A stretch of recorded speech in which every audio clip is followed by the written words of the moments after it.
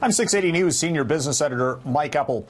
We're heading into the U.S. Thanksgiving break for Wall Street, with the markets today putting in a very good performance. Far cry from what we had seen in the first two trading days of this week, where the Dow Jones Industrial Average had erased over 1,000 points in two sessions combined, a drop of more than 4%. But today, investors were in more of a buying mood as the U.S. markets gear up for what is ostensibly a four-day holiday for many. 54 million Americans hitting the highways over the next little while, traveling to Thanksgiving destinations. So they're benefiting from a much reduced price of the gas pump stateside, so that's potentially an economic benefit. We saw on the markets today a rebound for some of the hardest hit technology names, including Apple, Amazon, and Google's parent company Alphabet, all trading higher. And on Bay Street, rebound for big banks as that sector gears up for the quarterly earnings season coming up soon for the financial companies here in Canada. Canadian Black Friday sales are going to be big. That is the forecast from PwC, a study that looks at Canadian consumer trends for the holidays, saying that on average Canadian consumers will spend a little bit more than they did last year, an estimated $1,500 plus per person, which is up less than $50 from a year ago. But what is interesting from the PwC study is that many of us will be putting it on credit. 74% of all purchases will be done on credit cards. And just 19% of those asked by the survey takers said they're worried about piling on too much debt.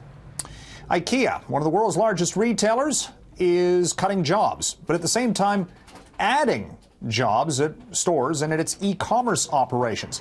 The Swedish-based company today talked about cutting 7,500 jobs at head office and in human resources and the corporate management side of the business, but at the same time creating 11,500 jobs as they look to open 30 new locations in city centers around the world, and also ramping up their e-commerce sales as they're looking at retail changes at a pace never seen before, according to company management.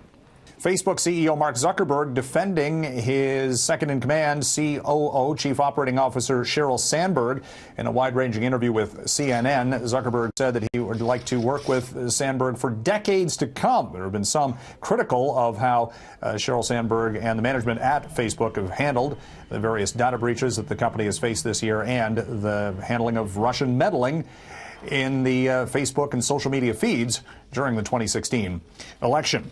The price for oil today bounced off a multi-month low, traded higher on Wall Street, above $54 per barrel U.S. The Canadian crude price was up by more than 4%. This as the market seeks a little bit of stability, focused on OPEC's upcoming meeting, plus U.S. inventories. All of this has led to a major downdraft in expectations economically for Alberta and the energy sector.